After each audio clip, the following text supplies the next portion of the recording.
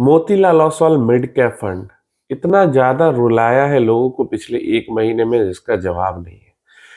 जब लोग मतलब हमारे भी काफी व्यूअर्स हैं इन्वेस्टेड इसके अंदर में, तो इसलिए कमेंट्स काफी ज्यादा इसके रिलेटेड आ जाते हैं। जब लोग इन्वेस्ट कर रहे थे आंख बंद करके, तभी मैंने आपको कहा था कि देखिए फंड अच्छा है, लेकिन ये समझ के इन्वेस्टमेंट मत करना कि हमेशा इसी टाइप का रिटर्न देते रहेगा। क्योंकि हम यहाँ पे देख रहे हैं कि जो फंड अच्छा कर रहे हैं सबका यही हाल हो रहा है हर टाइम पे, और ये सही भी है ना, क्योंकि हर कोई हमेशा एकदम जबरदस्त कैसे परफॉर्म करते रह सकता है। कोई ना कोई रीजन से, चाहे बाहरी रीजन हो, अंदरूनी रीजन हो, जो भी हो, उस कारण से उसकी परफॉर्मेंस में थोड़े टाइम के लिए स्टॉपेज आती है। उसके बाद फिर 1-2 क्वार्टर बाद फिर परफॉर्मेंस ठीक हो जाती है। तो यही हाल हुआ है अभी मोतीलाल के मिड कैप फंड का। मोतीलाल एएमसी का ही हुआ है, लेकिन मिड कैप फंड बहुत ज्यादा यहाँ पे हिट हुआ है इस कारण से। अब मोतीलाल मिड कैप फंड के हालात ये हुए हैं कि मिड कैप इंडेक्स जो है वो पिछले 1 महीने में मिड कैप इंडेक्स भी और category average return mid cap funds का भी 7 से 8% का निगेटिव में रहा है पिछले 1 महीने में।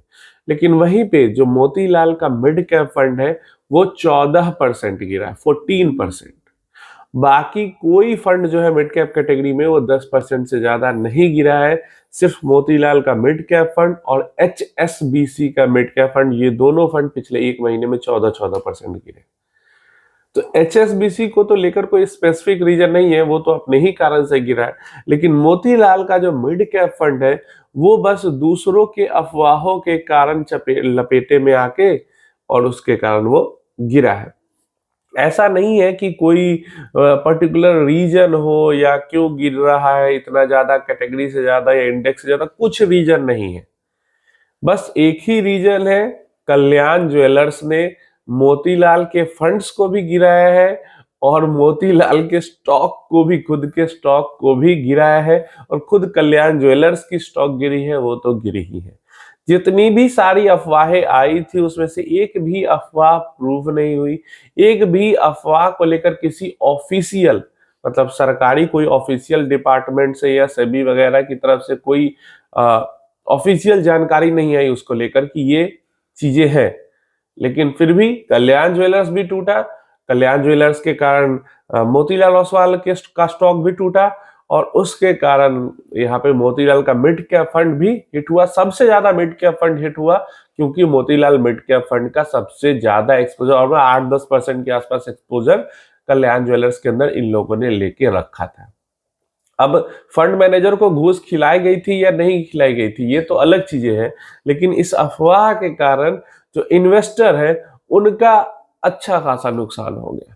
नॉर्मल फंड के मुकाबले में 2 गुना ये फंड गिर गया, सिर्फ ये अफवाह के कारण कि कल्याण ज्वेलर्स के ऊपर रेड हुई है, कल्याण ज्वेलर्स वालों ने मोतीलाल के फंड मैनेजर्स को घूस खिलाई है। बस इन्हीं अफवाह के कारण इतना ज्यादा गिरावट फंड के अंदर हो गई।